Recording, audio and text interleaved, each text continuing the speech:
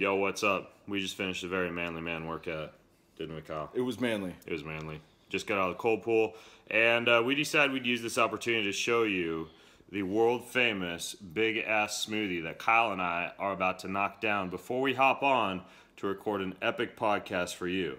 Now, you may watch this video or you may listen to the podcast first. Either way, you'll hear us talking about this smoothie, so we may as well show you exactly how I make this. You can see over here, I've actually taken out 2 blenders.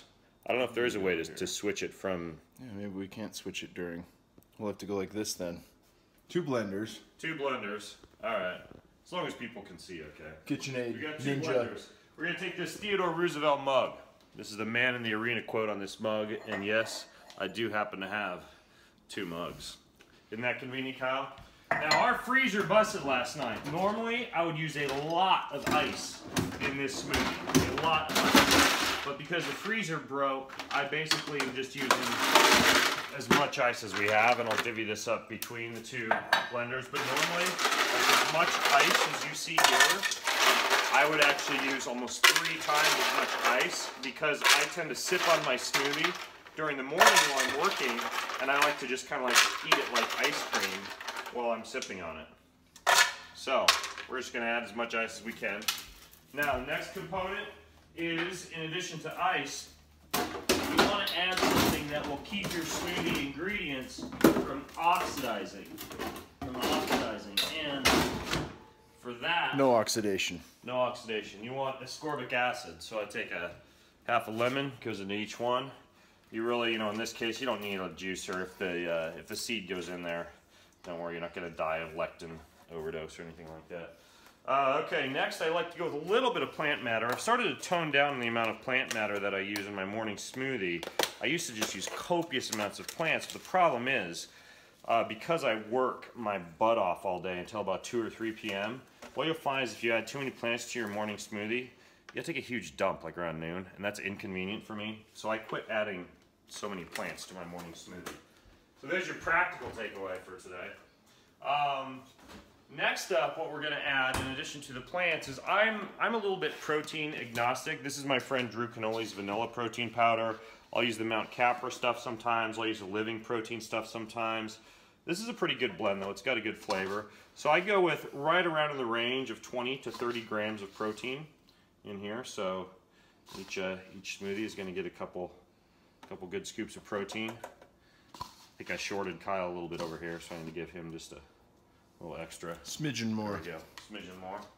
And then I also, again, I kind of eyeball it, but I like a nice chocolatey flavor, and I like all the flavanols from cacao. So I add just about, it comes out to about 2 tablespoons or so of cacao powder.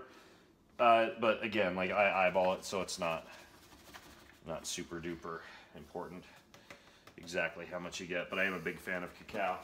Okay, so after I've got my cacao and I've got my protein powder, I do a little bit of organic stevia. This is butterscotch flavor. It tastes real nice in a smoothie. And let's do a couple, 1.5 to 2 drops or so of a butterscotch stevia in there, and that'll give it some nice flavor. Now, for the mix, what I'm going with today is I'm going to use some Kettle and Fire bone broth for our actual liquid that we'll use in this. This stuff was frozen. I just thawed it out in the sunshine, so it thaws out in like 10 minutes, which is really nice. And this is like super organic bone broth, really good stuff. It's really convenient too, because 1 box of this, if I did have all the ice, would make a smoothie. But you see we got a little bit of frozenness left in there, so this will give us a little bit more kind of iciness in our smoothies if it's not an ice cream enough of a texture. So we do some bone broth in there. Alrighty. And if as we blend we need a little bit more, I've got a 2nd box. You want to get all the bone broth goodness out of there though.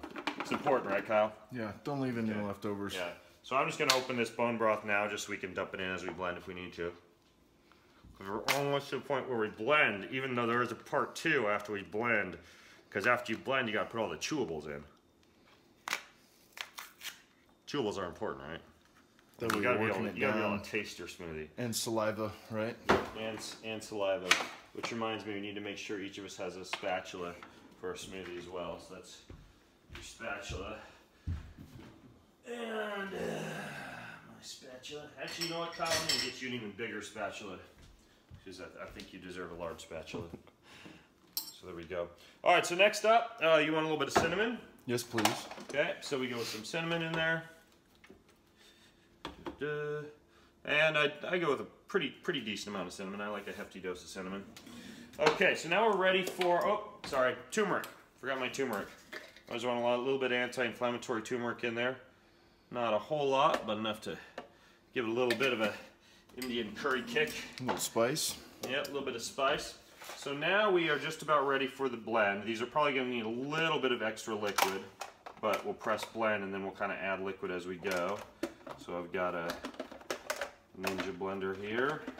And I'm a little bit blender agnostic too, because I go through blenders so fast, I just kind of grab whatever happens to be around.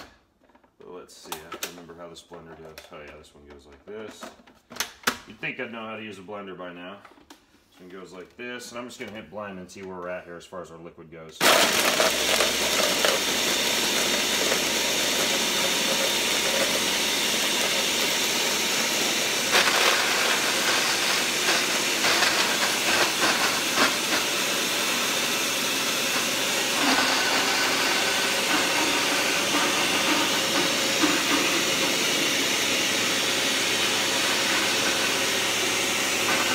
This is good video.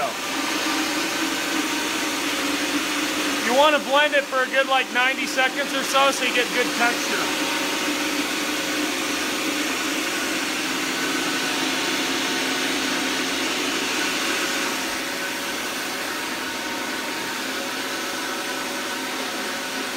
You do the smoothie dance, I'll put away the ingredients as it blends. Smoothie dance.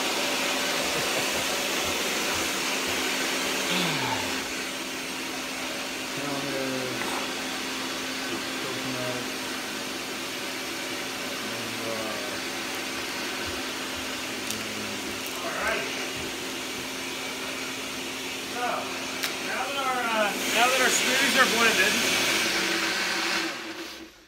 next step is you remove the lids. Good. Good. This blender is a little bit annoying because you gotta like remove the actual blade too. Give it a shake. And this is like a Ninja blender. I don't know why they make the blade like this. Do you know why, Kyle? No idea. No One extra idea. cleaning step. It's basically an extra cleaning step plus it sucks all that superfood goodness that I just made right up onto the blade. So give it a few shakes. Would you like to lick the blade, Oh, son? that's dangerous. I love to let my kids lick the blade afterwards. Okay, so now that we've got that done, now we put in the chewable components of the smoothie. So the first thing is shredded coconut. Okay, so shredded coconut, nice little bit of texture. This is just like an organic unsweetened coconut. Usually about 3 tablespoons or so of coconut. Now next up, you can take any energy bar you want. I'm going to give Kyle a Nature Bite. I've also got a True Brain here. I'm eating this True Brain bar because they sent it to me and they want me to test it. So I'm going to test it by breaking it up in my smoothie. That's how I trial things. I'm pretty sure that's exactly how they would want me to test it, is by mixing it with 30 other things to see if it actually tastes good. But either way, what you do is, Kyle, I'll use a knife. Normally I'd use my teeth, but since it's your smoothie, I'll use a knife. Sure, we can share some bacteria. A little diversification. Oh, we could mix it up. Do you want a little bit of True Brain and a little bit of Nature I'll do Bite? a little bit. Don't hold out on the nootropics. I don't want to be the dumb guy on the podcast. That's true. I just realized. Yeah, we should have equal amounts of nootropics in our system. So you take an energy bar, because we know energy bars never have enough calories. We got to add about 1,000 extra calories to our smoothie with energy bar. So we'll do half of this guy and half of this guy into Kyle's smoothie here. Hold on. And we'll put the other half into Mr. Greenfield's smoothie. I like to talk about myself, a good person. Okay, so next up, you got to have the mister. take some Aztec salt.